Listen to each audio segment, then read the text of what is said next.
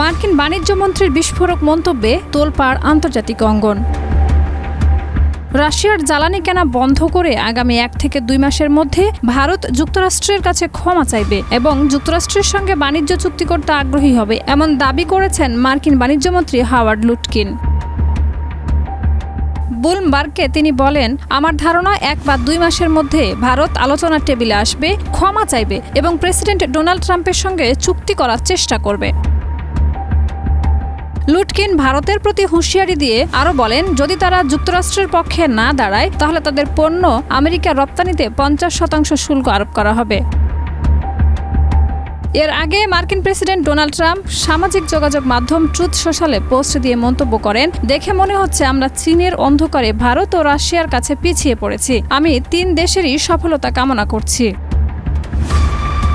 ট্রাম্পের এই পোস্টের পরই ভারতকে নিশানা করে মন্তব্য করেন মার্কিন বাণিজ্য মন্ত্রী লুটকিন। তিনি বলেন, ভারতের এই অবস্থান তাদের জন্যই সমস্যার কারণ। বড় গ্রাহকের সাথে বিবাদ করাটা লাভজনক নয়। শেষ পর্যন্ত ব্যবসার স্বার্থেই ভারত আমেরিকার সঙ্গে চুক্তি করবে।